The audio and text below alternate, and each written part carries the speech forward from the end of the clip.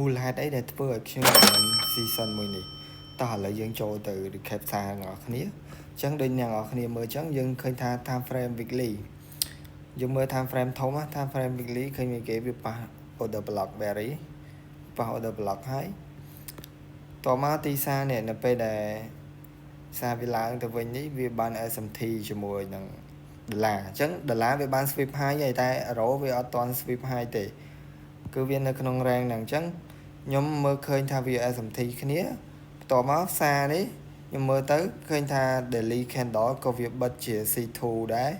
អញ្ចឹងខ្ញុំ expect ថាសារហ្នឹងវានឹងចុះមើលឥឡូវយើងមកមើល daily អញ្ចឹងទីសារ daily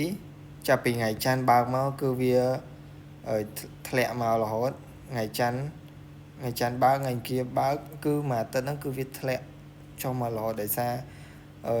ព័ត៌មានតាក់ទងជាមួយនឹងថ្ងៃមុនដូចជា CPI ទិន្នន័យវាល្អអញ្ចឹងធ្វើឲ្យលុយដុល្លារ strong ធ្វើឲ្យ euro ធ្លាក់ហើយកន្លែង season លើនេះខ្ញុំអត់បានចូលទេអញ្ចឹងដូចយើងមើលឃើញថាទីសារ daily profile យើងឃើញថា berry ទាំងអស់ berry អញ្ចឹងអានេះគឺ CSD time frame daily អញ្ចឹងយើង expect យើងមើលឃើញថាផ្សារនេះវា berry strap អីអញ្ចឹងនៅពេលនេះថ្ងៃម្សិលមិញនេះគឺជាថ្ងៃដែលខ្ញុំ trade ថ្ងៃព្រោះអញ្ចឹងឥឡូវយើងទៅមើល4ម៉ោងអញ្ចឹងសម្រាប់4ម៉ោងយើងឃើញថា order flow វាគឺ berry short ហ្មងគឺអត់មានការ retracement ណាដែលមើលbreak bullish អីទេអញ្ចឹងកន្លែងនេះខ្ញុំចាប់ IVG ជា IVG berry អញ្ចឹងទីផ្សារនេះម្សិលមិញនៅពេលដែលម៉ោងផ្សារបើកនេះថ្ងៃពហុផ្សារបើកហើយនៅពេលដែលម៉ោងអាស៊ីម៉ោង21គឺម៉ោង candle ម៉ោង20ម៉ោង9និយាយទៅ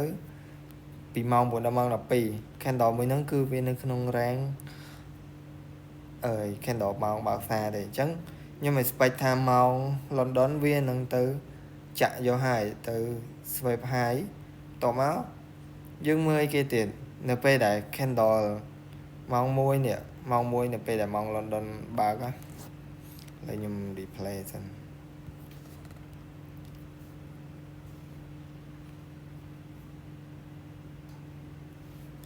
អញ្ចឹង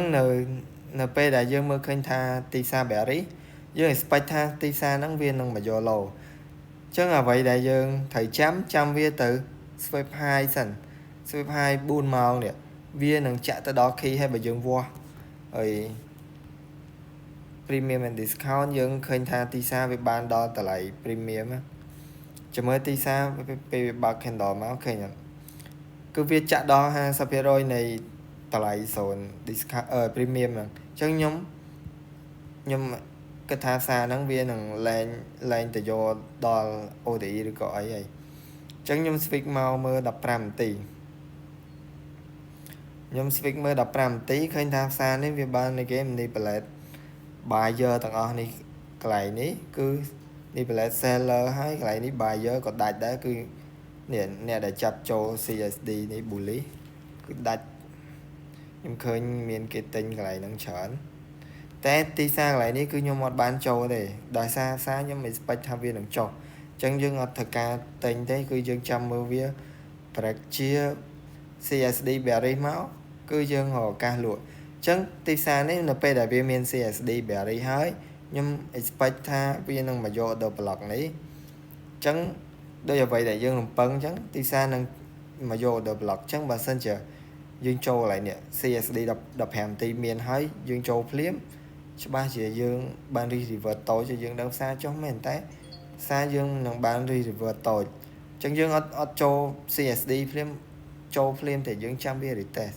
អញ្ចឹងបើយើងវាស់Fibo យើងវាស់ពី swing high 15នាទីមកនេះគឺវាចាក់ដល់ 50% តែខ្ញុំចូល block នេះទេខ្ញុំអត់ដល់ 50% ទេអញ្ចឹងនេះជា season ដែលខ្ញុំចូលអញ្ចឹងខ្ញុំចូលតម្លៃហ្នឹងហើយយើងនេះសារមកនេះមកតែស្អិតតិចពេលម៉ោងនេះហ្នឹង ស្អិតតែកន្លែងនេះនេះអ្នក emotion នៃ trade wall វិញហ្នឹងអញ្ចឹងសារវាចុះមកគឺវាធ្លាយ TP យើងហើយទីសារមិនចុះប៉ុណ្្នឹងឯងវាចុះមកទៀតចុះមកចុះហើយបើយើងមើល time frame daily នេះឃើញ daily muscle មិញនេះគឺវាបានចាក់មកយកខ្សែ stop ហើយអញ្ចឹងទិសដៅបន្ទាប់ទីសារវានឹងមកយកអីគេនឹងមកយក liquidity បន្តទៀតគឺវាទៅយកបន្តអញ្ចឹងសម្រាប់ថ្ងៃហ្នឹងខ្ញុំមើលឃើញទីសារដូចជាមកយកហើយថ្ងៃហ្នឹងទីសារមកយកអស់ហើយគឺយើងអត់ដឹង trade អីទេឥឡូវយើងមើល weekly តិច daily វាចាក់ដល់ FVG តែវាអត់មានតន់មានអីឲ្យយើងចូលទេនេះយើងចាំមើលវា confirm 4ម៉ោងរបៀបមានជា structure មានជា candle អីម្លឹកហ្នឹងសិនចាំយើង confirm បើថា candle វាចុះចឹងយើងអត់អាចចូលទេទៅចូលដល់ SL ហ្មងអញ្ចឹងវីដេអូយើងមានតែប៉ុណ្្នឹងទេសង្ឃឹមថាអ្នកនរគ្នាមើលហើយនឹងអាចយកទៅប្រើការបានក្នុងការ trade arrow ឬក៏ trade មាសតែសម្រាប់មាសខ្ញុំមើលឃើញប្រើ apply ជាមួយ entry model ហ្នឹងគឺវាអត់សូវត្រូវទេមាសតែបើថាខ្ញុំប្រើមួយ arrow ខ្ញុំថ្នឹកដៃជាងខ្ញុំប្រើត្រូវខ្ញុំប្រើអីអូខេអញ្ចឹងវីដេអូយើងមានប៉ុណ្្នឹងឯងជួបគ្នាវីដេអូក្រោយទៀត